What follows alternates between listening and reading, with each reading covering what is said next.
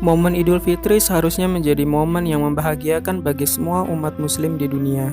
Bisa saling berkumpul dengan keluarga, saling bermaafan, dan ada banyak kemeriahan penuh balutan Islami pastinya. Akan tetapi di sela momen kebahagiaan Idul Fitri, ada satu kisah haru yang menyentuh hati.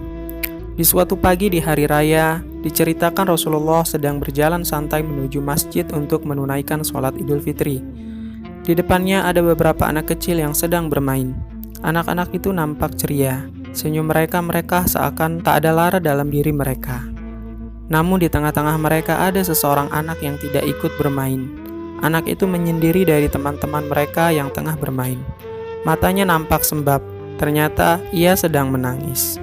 Melihat ada seseorang anak yang berbeda dengan anak-anak yang lain, Rasulullah kemudian menghampiri anak tersebut, sekedar ingin tahu mengapa anak tersebut menangis.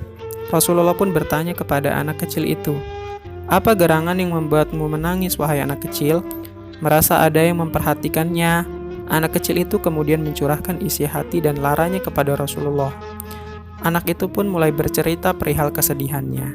"Maaf Pak, aku bersedih karena ayahku telah meninggal beberapa waktu yang lalu ketika ikut berperang bersama Rasulullah SAW." Ternyata anak kecil itu sama sekali tidak tahu kalau ia sedang bercakap-cakap dengan Rasulullah. Mungkin ia belum pernah bertemu Rasul, sehingga ia tak mengenali beliau. Rasulullah masih menatap mata anak itu tajam sembari mendengarkan cerita anak itu. Anak itu pun melanjutkan ceritanya. "Setelah ayahku meninggal, ibuku menikah dengan laki-laki lain.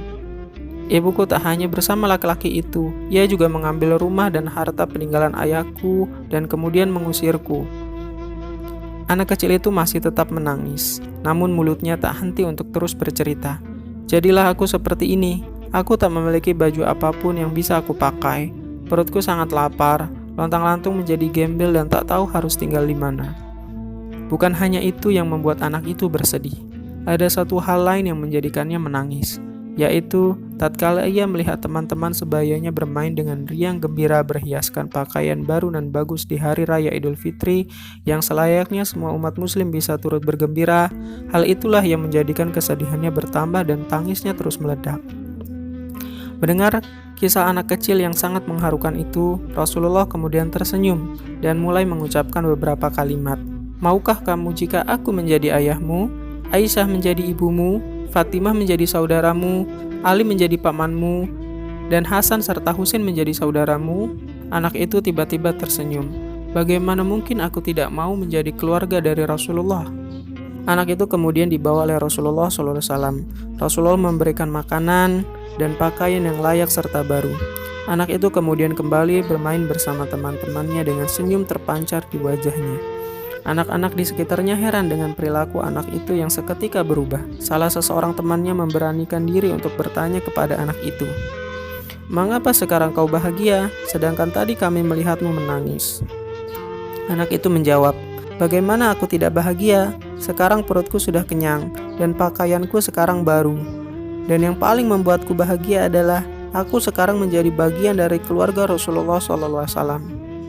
Mendengar hal itu, anak-anak yang lain pun menjadi iri, dan mereka menginginkan nasib yang serupa. "Aduh, cobalah ayah kita juga gugur pada peperangan itu, sehingga kita juga diangkat sebagai anak oleh Rasulullah SAW." Waktu terus berjalan, usia semakin bertambah. Kebahagiaan anak ini pun lenyap ketika selang beberapa tahun setelah itu, Rasulullah SAW meninggal dunia. Meratapi kepergian ayah angkatnya yang paling mulia ini, ia keluar rumah seraya menaburkan debu di atas kepalanya. "Celaka, aku sungguh celaka. Kini aku kembali terasing. Aku bukan siapa-siapa lagi. Aku kini menjadi yatim, sepi," katanya terisak. Kemudian Sayyidina Abu Bakar As-Siddiq yang menyaksikan anak ini segera memeluknya. Kemudian Sayyidina Abu Bakar mengambil alih pengasuhannya. Wallahu a'lam bishawab. Demikianlah sahabat, semoga cerita di atas menjadi nasihat bagi diri kita. Betapa tidak semua orang muslim ikut bersukacita dalam menyambut hari raya, dan selayaknya kita juga tidak terlalu berlebihan dalam bersukacita, mengingat mungkin masih ada saudara kita yang dalam kesusahan.